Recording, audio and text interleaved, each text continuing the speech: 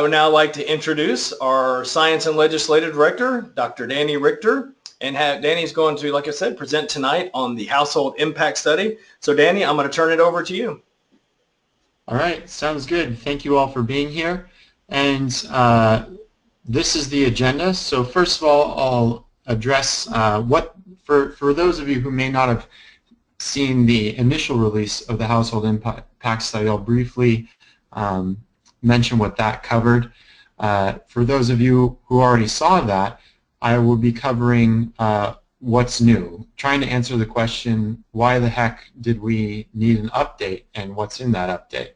Well, what's in that new update is some new data sets, and I'll go over what those 3 new data sets are and what they add to the study.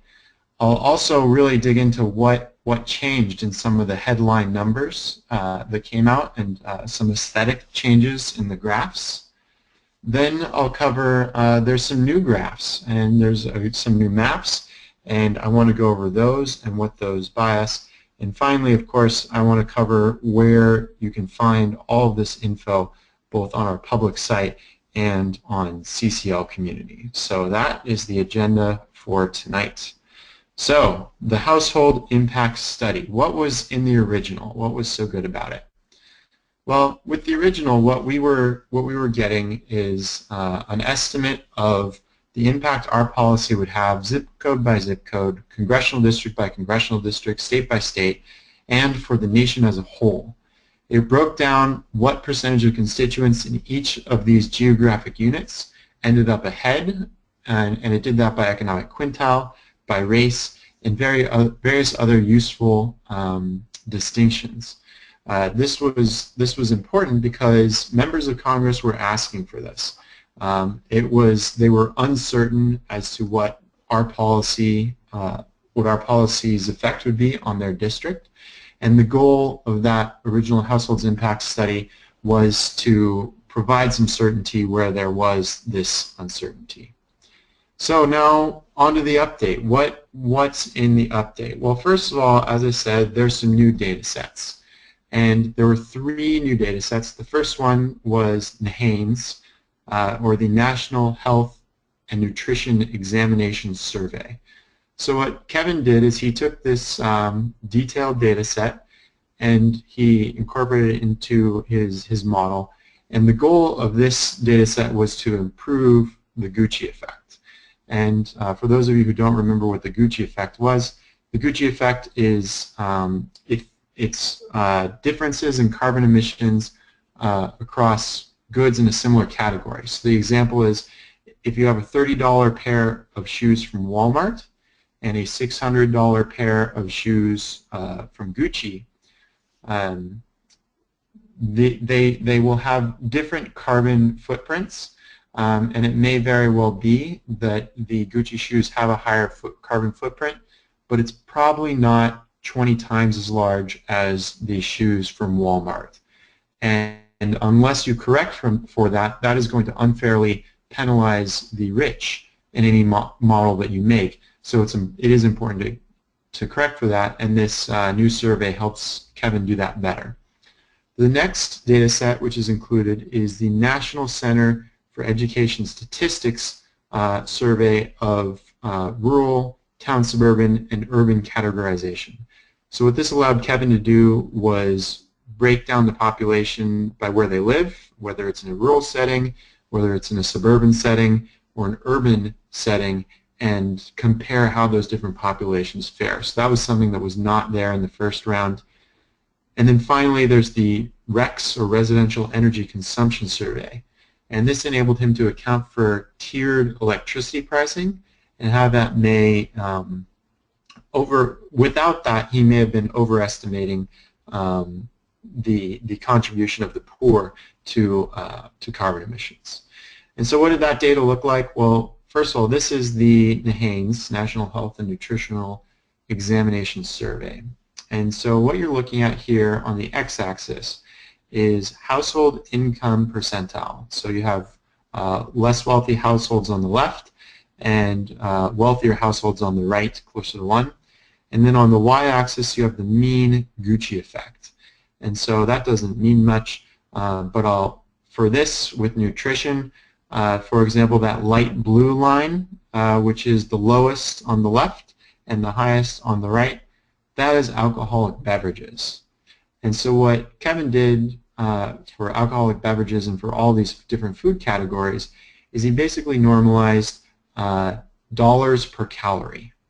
And so on the far right of that graph with alcoholic beverages, you see that curve, that light blue curve go really high. And for alcoholic beverages, that makes sense. If you're getting into your high-end whiskeys or wines, people are willing to pay a whole lot of that. And so you can get a really high dollar per calorie a ratio without much change in the carbon emissions. And then on the other end, you have your really cheap beers and other alcohols, so you're paying very little per calorie. So that's an example of how for alcoholic beverages, you have this huge switch. And so he was able to do this dollar per calorie assessment for all of these 10 different food categories. And what's really important here is the dashed black line, which is kind of in the middle. This is what Kevin calls the generic Gucci effect. And so just like alcoholic beverages, you can see it's high on the right, so there's more dollars per calorie for the wealthiest, and it's low on the left, low dollars per calorie for the poorest. And this generic Gucci effect is what Kevin used across all the different expenditure categories, so not just food, but everything. And this is what he used to disentangle the Gucci effect. So the Haynes study enabled him to really provide a pretty robust data set for estimating this Gucci effect. The next graph here, this is showing that REX study, Residential Energy Consumption Survey. And the first thing, so again, I'll orient you to the graph. On the x-axis, you have household electricity expenditure percentile. So this is how much people are spending on their electricity, how much they use. So you have people who are using the least amount of energy on the left, and people who are using the most amount of energy on the right. And this is also not directly correlated to, but in general, this is also going to be a good proxy for wealth. Wealthy people tend to have larger houses, so you tend to use more energy for those larger houses. So you can use that as a proxy for wealth, but it's not perfect. And then on the y-axis, you have effective electricity price. And what's interesting about this, you notice that California is low on the left and high on the right, and it is an outlier from the rest of these electricity grids. And what you notice, the trend you notice with the rest of the country is that on the left, so people who use the lowest amount of energy, in a lot of places they're actually paying a lot per energy unit, so per kilowatt hour. Why is that? Well, the reason why that is because even though they're using so little energy, there is a block price, a baseline price which they must pay. Even if they're, let's say they're away for a month and they have nothing plugged in, they would still get charged for something like a connectivity fee. So just for being connected to the grid, they're still getting charged even though they use not that much energy. And on the far right, those who use the most energy, you can see it does go up. So there is some tiered pricing here. But clearly, if we don't account for this, then we would be overestimating the energy expenditure of the poor, and thus the carbon emissions of the poor, specifically those who use less energy, but that does relate well to the poor, and same with underestimating the amount that the wealthy use. So this is an important correction. The other survey, which enables us to determine urban, rural, suburban, I'll talk about a little bit later when I get to the specific graph which it helped us to create. So those are the three new data sets which Kevin included and which on their own I think make an update worthwhile because we're getting closer to the truth. But so once you include those, what changed? What changed in the data that we're already familiar with?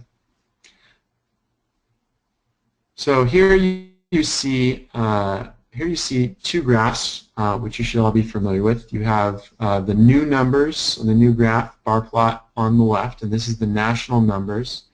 And then you have the old plot on the right. And what I've circled there in red is the new number actually has a lower percentage of households benefiting.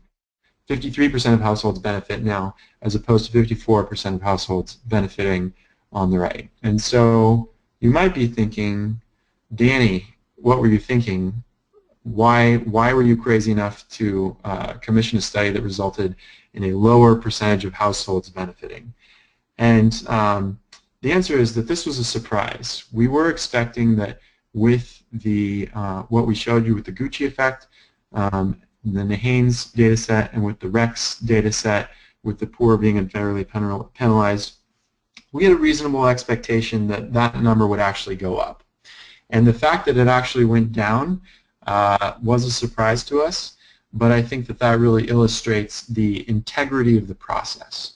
The fact that that number went down shows you neither CCL nor Kevin is trying to pull anything over on anybody. We're just reporting what we see, and as always, CCL has a deep respect for the data and this process of rigorous inquiry, and we want to be honest about what the new numbers show. Some other differences you may notice in these graphs, it looks like it's a little bit hard to see here, but in the new versions, the labels are a little bit larger to be a little bit easier to read, although the numbers on top of the bar plots are a little bit smaller. However, that might not be a big deal, because on the next slide you'll see that there's a new type of bar plot. Kevin was able to incorporate a concept called minor loss. So what you're looking at here is this is the same graphic as the new one on the previous slide. You can again see that 53% of all households are benefiting, but then on top of that 53% you see an additional 19%, and it's in a lighter gray, and this lighter gray is those experiencing a minor loss. And what Kevin did is he defined a minor loss as a loss which was less than 0.2% of income. So when all these quintiles, if you are a household and as a result of our policy you experience a net financial loss, but that loss is 0.2% or less of your income, then you're in that light gray bar. And the reason he came to 0.2%, it actually works out, it happens to be a convenient number. If you look at the left, if you figure the median income in the United States is about $50,000, 0.2% of that median income is $100. So some nice round numbers. It worked out well for the median household in the United States. And we actually like this bar plot so much. We think that it gives you so much more information that all the bar plots which you had been using are going to be updated to include this minor loss concept. And I think that's going to be really strong because, again, going back to the all households, 53% plus 19% is 72%. So we can now say that 72% of all households in the United States experience a a gain, are benefited by the policy, or experience only a minor loss. And if we go over to quintile 5, this is the wealthiest quintile, 15% of that quintile gains outright, but another 42% experiences a minor loss. So now we can say 57% of the wealthiest quintile experiences a net gain or only a minor loss. I think that that's going to make a big difference. I think that that's going to calm a lot of fears. I think that people are going to, if you don't have this, if it isn't explicit, I think people let their imaginations run wild with them. And so I am very excited about this closing off the opportunity for imagination. So this is the new bar plot. The next thing that changed, I think, is significant. You'll all remember this. This is the updated national map. It is pegged to the median here, so 53% of households is white. And so, as you can see, there's some states that really don't look good with this conception. In particular, I'll pull out North Dakota and South Dakota, and then if you also look at Maryland, you'll notice that it looks quite red.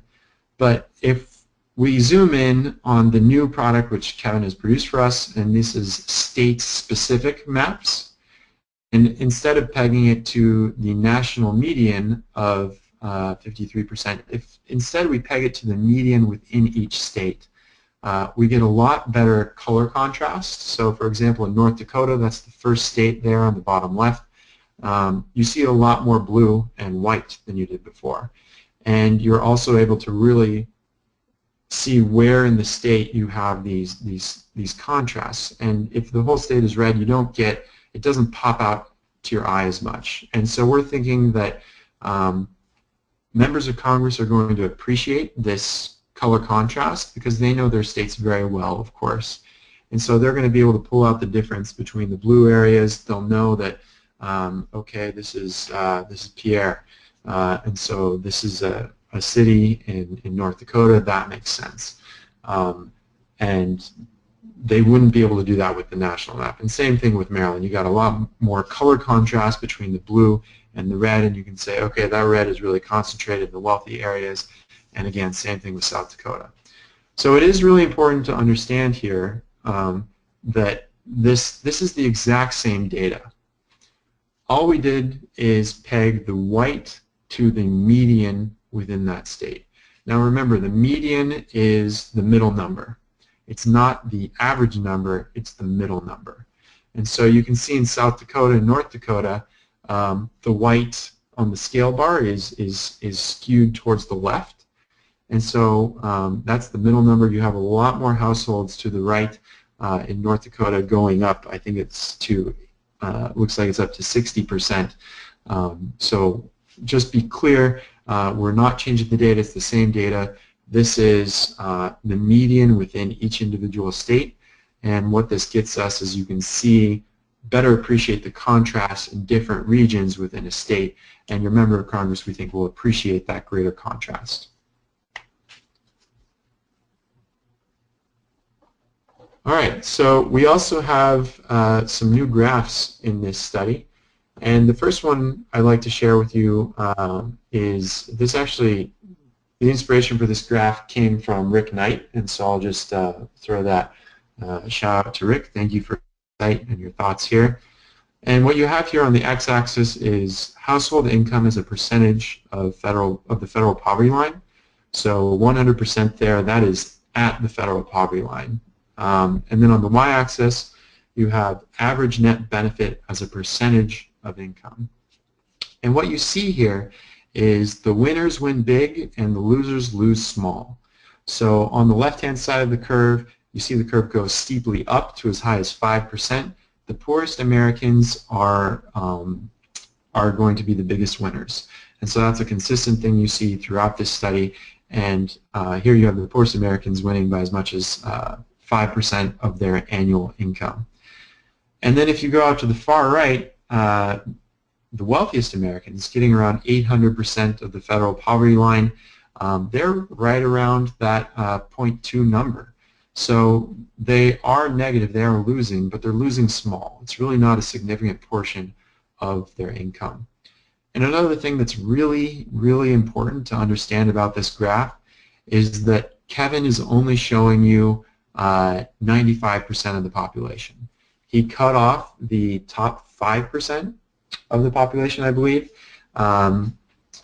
because they are just earning so much more money than the rest of the population that it would skew this graph way off to the right, and you wouldn't have as much information. So there's just, this is just getting at the current state of income inequality in our country, and it just makes sense to clip that. But that makes this a useful tool. So if you were to, for instance, compare the national map to a specific district, and so as we've done here for the Illinois Congressional District 6, and this is again showing, giving props to Rick Knight. Actually, Ricky, if you could go back one slide. That's the one.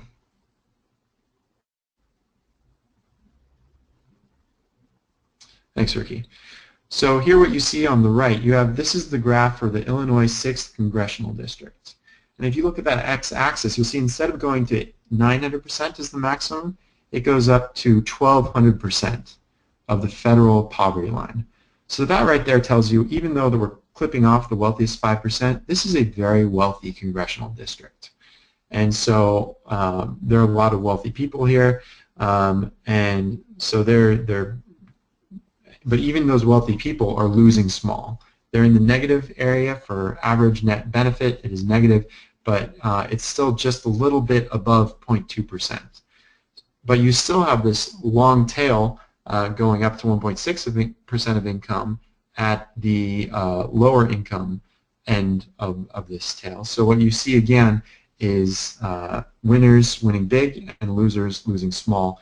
And by comparing this with the national map, you're able to see that. But what this doesn't tell you, and you should really be careful about with these line graphs, is it doesn't give you any sense for how much of the population in the 6th Congressional District is close to 1,200% of the federal poverty line. For that, you need to go back to the bar graphs, and on the next slide, you do see those bar graphs.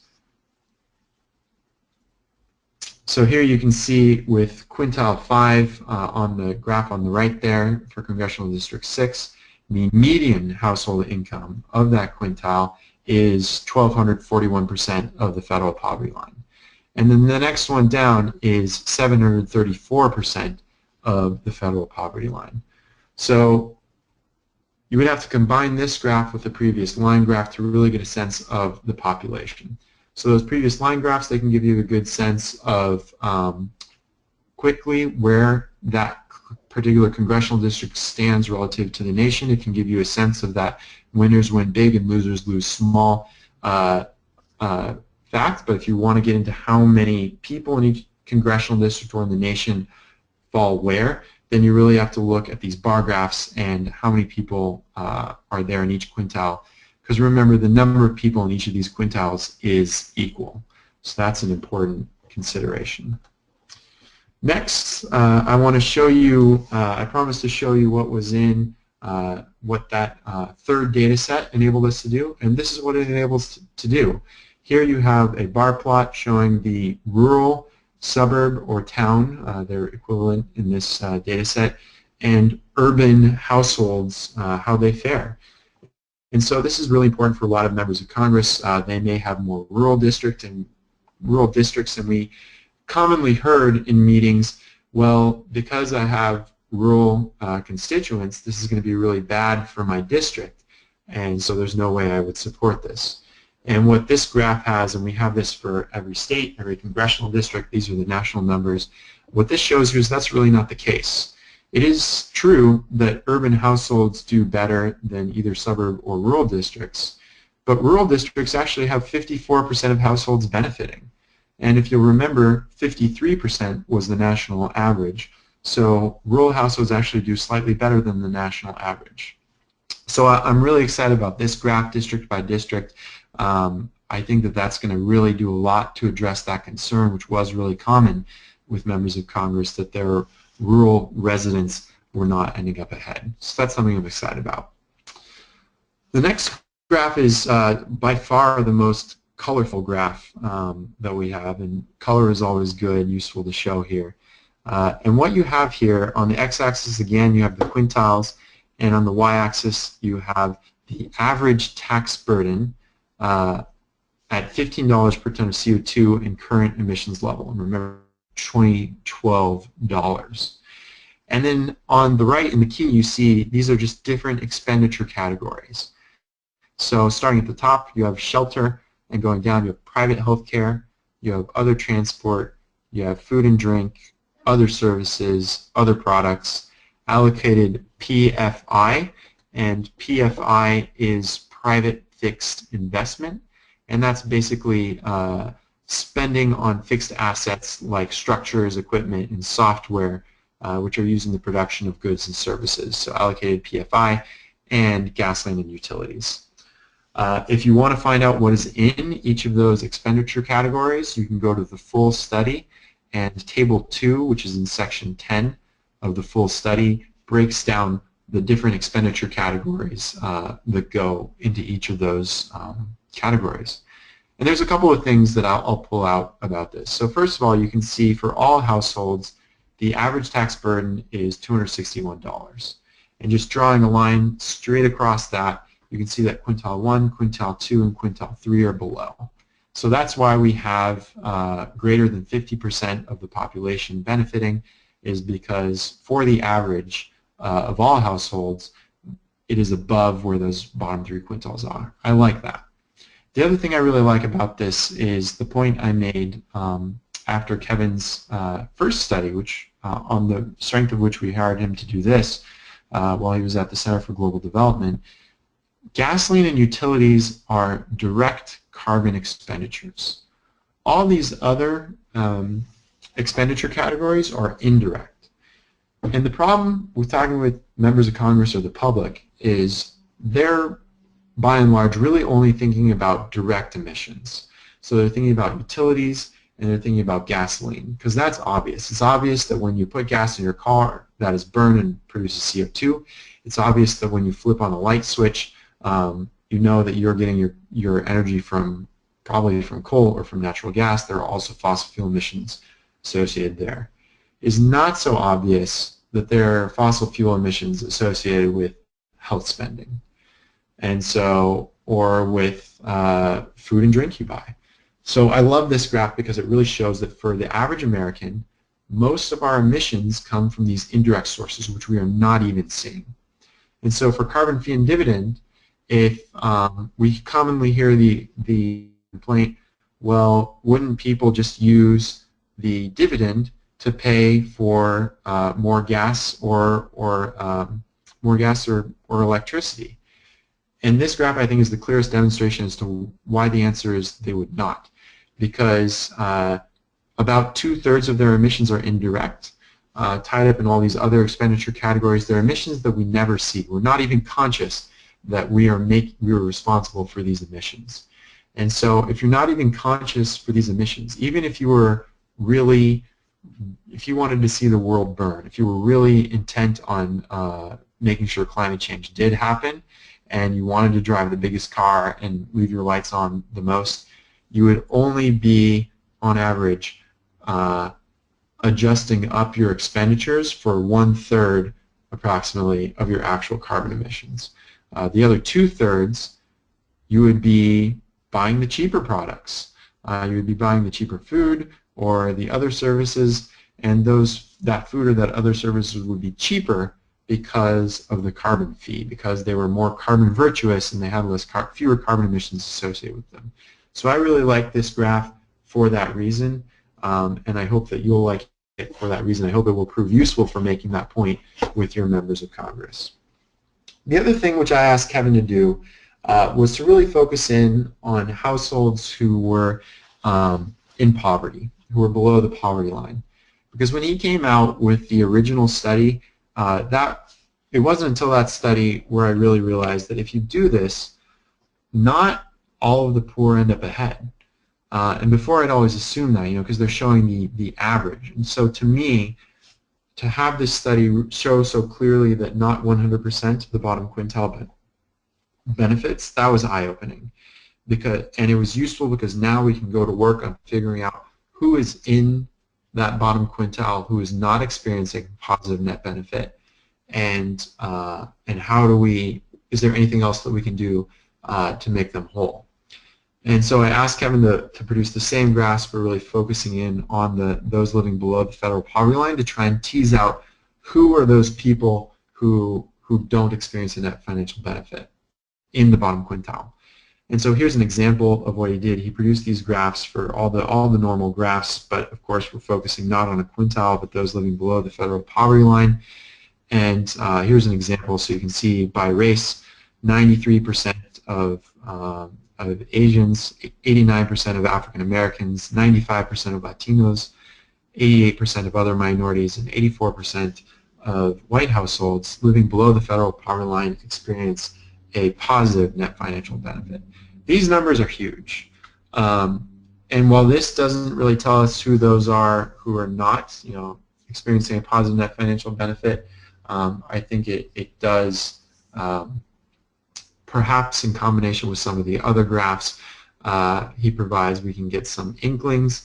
And again, this is a way to show that CCL is really concerned about making sure that the poor are taken care of, and that we're thinking through these folks who are not responsible for the majority of our carbon emissions. Here's another graph looking at those living below the federal poverty line, living in different zip codes, rural settings, suburban settings, or urban settings, and again, you can see that they're all quite positive. I'm not sure exactly how we're going to present this lowest below the federal poverty line data. We still need to figure that out. It does not exist for every congressional district in every state. This below the federal poverty line data only exists at the national level, so just be aware that this will only be available at the national level. And so on to the last question: where can I find this stuff? And so here, I do have to say, unfortunately, I am running a bit behind schedule. I wanted to update the FAQ, and I wanted to update the summary, which are on the public website. I have not had a chance to do that yet, but I am committed to having that ready by next Thursday. So by next Thursday, May 5th, 2016, the FAQ on the public site will be updated to reflect the new data set. The summary will be updated, and the resources on community will also be updated to get in your hands these new graphs and these updated graphs which show you the minor loss. And Ricky, I believe you're going to show people where exactly they can find these? Yeah, absolutely. Can you hear me, Danny? I can hear you, yes. Great. Okay. So just to follow up on Danny's point there, our next few weeks are all full of lobbying webinars, so we didn't have a chance to push this back a little bit till so Danny could get all this information prepared. But there will be a notification in the weekly briefing, and it'll be notified on community exactly when all this will be updated. So I'm just going to show you real quick. Let me just share my screen and show you how you would find this information. Let me exit out of the PowerPoint. There we go. And so, well, first of all, let's start off with, well, let me go here. Let's start off with the main website. And I'll show you. So mostly on our main website, whoops, I'm sorry, hit the community.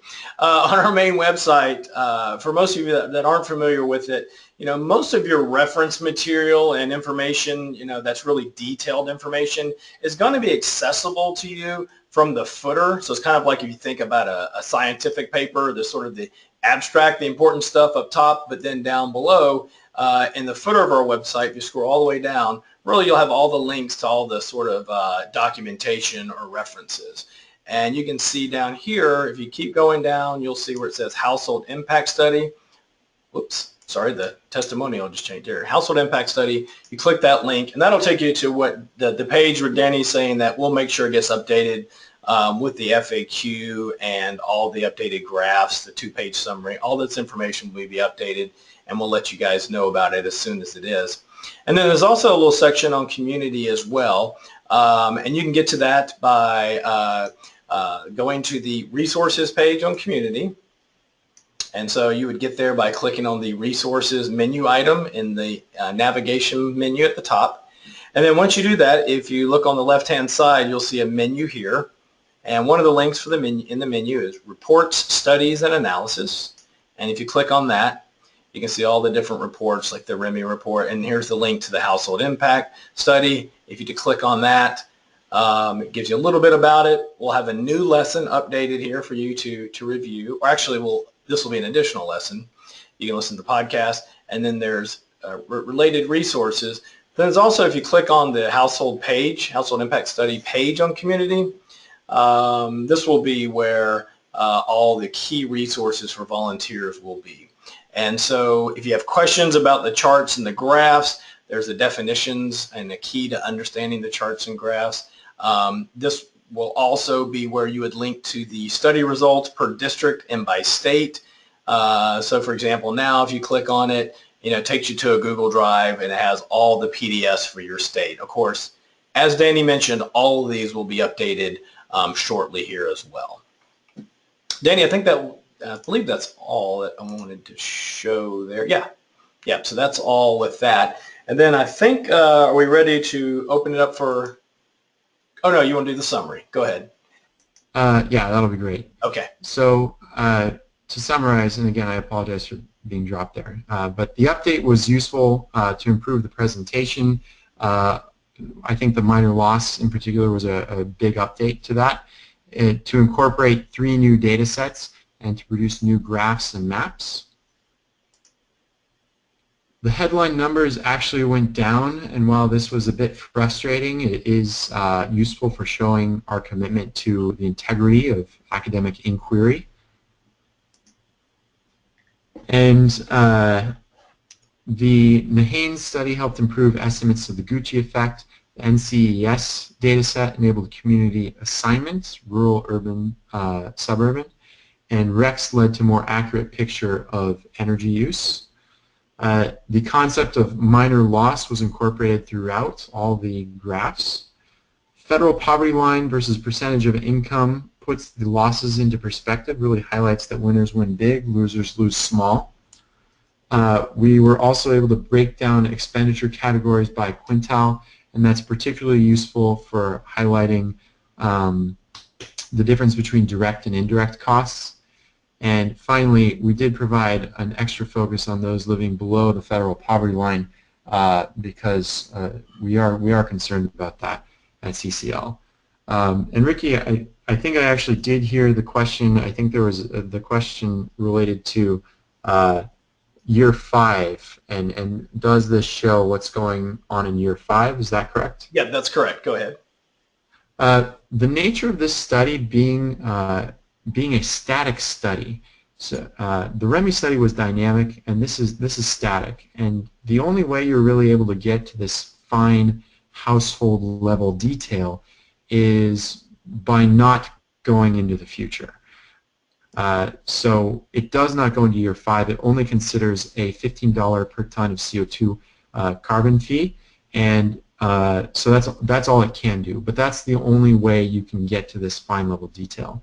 So just this study means that we can't go into the future. This is really looking only at actual data, how people actually spent their money from 2008 to 2012, assigning carbon emissions to those expenditures, and then only by looking into the past are you able to pull out this data set. So no, it does not go to year 5.